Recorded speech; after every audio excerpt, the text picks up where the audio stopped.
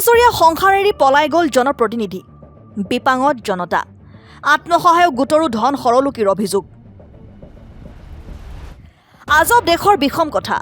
এক নাভূত নাশ্ৰুত ঘটনা 13 বছৰীয়া সংসাৰ এৰি পলাই গ'ল এগৰাকী জনপ্ৰতিনিধি এৰি গ'ল স্বামী এৰি গ'ল 12 বছৰীয়া সন্তান তাতকৈ অদ্ভুত কথা বিপাঙত পৰিল এতিয়া জনতা এই আজব ঘটনা সংঘটিত হৈছে বঙাইগাঁও জিলাৰ অভয়াপুৰীৰ বাটাবাৰী গাঁৱত জনপ্ৰতিনিধিগৰাকী হ'ল কলবাৰী পঞ্চায়তৰ সদস্য পাৰুল দাস এগৰাকী পাৰুল দাস আছিল বাটাবাৰীৰ প্ৰতিবাদ আত্মসহায়ক গোটৰ সম্পাদিকা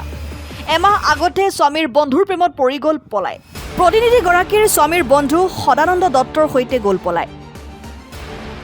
যোৱাৰ আগতে প্ৰতিনিধিগৰাকী আত্মসহায়ক গোটৰ নামত সভাপতিৰ অজ্ঞাতে 5 লাখ টকা আৰু স্বামীৰ ভনীয়েকৰ পৰাও 2,60,000 টকা লৈ পলায়ন কৰে জনপ্ৰতিনিধিগৰাকী এটা বিভাগত পৰিছে গোটৰ 10 গৰাকী মহিলা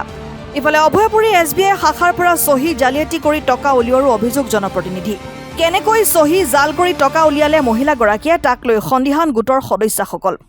এই কাৰ্যত বেংকৰ কৰ্মচাৰী জড়িত থকাৰ সন্দেহ গোটৰ সদস্যসকলৰ আত্মসহায়ক গোটৰ মহিলাসকলে বেংক কৰ্তৃপক্ষক তদন্তৰ বাবে আবেদন কৰিছে যদিও গুৰুত্ব নিদিয়াৰ অভিযোগ উত্থাপন হৈছে আনহাতে পৰিয়ালৰ লোকে অভয়াপুৰী আৰক্ষী থানাত ন্যায় বিচাৰি এজাহাৰ দাখিল কৰিছে যদিও আজিলৈ অভয়াপুৰী আৰক্ষীয়ে জনপ্ৰতিনিধিগৰাকীৰ সম্ভেদ উলিয়াবলৈ সক্ষম হোৱা নাই আজি মানে এমাহমান আগত মোৰ দাদাৰ ৱাইফ মোৰ বৌ হয় তেখেত দাদাৰে এজন বন্ধু হয় বন্ধুৰ লগত পলাই গৈছে তো পলাই যোৱাৰ পিছত আমি এজাহাৰ দাখিল কৰিছোঁ থানাত তো দাখিল কৰাৰ পিছত আমি মানে কোনো পোৱা নাই থানাৰ পৰা এতিয়ালৈকে যে ক'ত আছে আমি তাইৰ কোনো লোকেশ্যন পোৱা নাই একো খবৰ পোৱা নাই তাৰ উপৰি মানে বহুতখিনি টকা পইচা লেনদেন কৰি তাই ঘৰৰ পৰা পলাই গৈছে লগত এটা মানে বাচ্চাও আছে মাইকীজনীৰ এটা 12 বছৰীয়া বাচ্চা আছে তো বিয়া হৈ আজি হয় কি নাম দাদাৰ আপোনাৰ মোৰ দাদাৰ নাম অৰূপ দাস আৰু বন্ধুজনৰ নাম সদানন্দ দত্ত বৌ আপোনাৰ কি কাম কৰিছে বৌ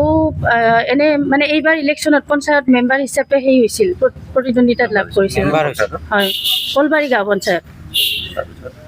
তাৰপিছত তেনেকৈতো তাই ল'ৰাটোৰ লগত পলাই গুচি গ'ল যোৱাৰ পিছত এতিয়া মানে আমি কোনো সম্ভেদ পোৱা নাই ক'ত আছে কি কথা সেইকাৰণে আমি মানে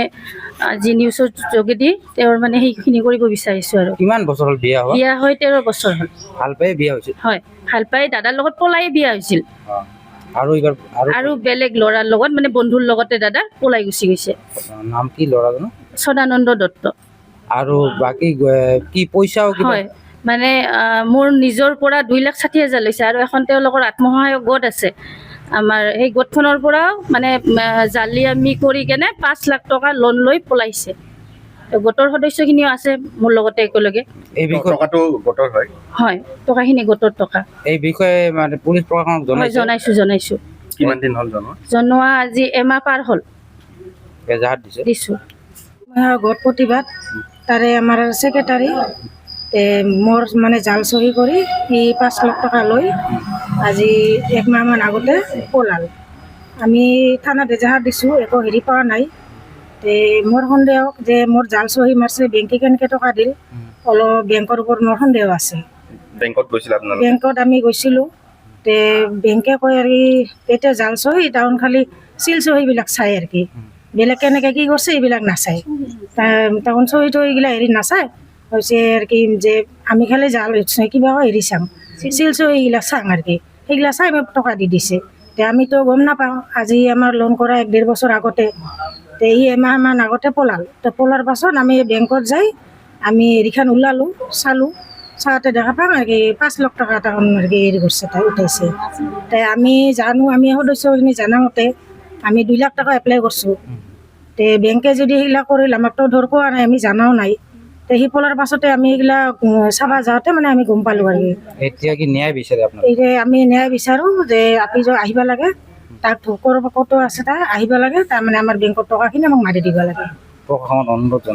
আমি প্ৰশাসনক অনুৰোধ জনাইছোঁ যাতে এইখিনি আমাক কৰি দিয়ে আৰু কি আমি খুব দুখীয়া মানুহ আমি এইখিনি টকাখিনি আমি হেৰি কৰিব নোৱাৰোঁ অভয়াপুৰীৰ পৰা সাইফুল ইছলামৰ ৰিপৰ্ট N24 আছাম।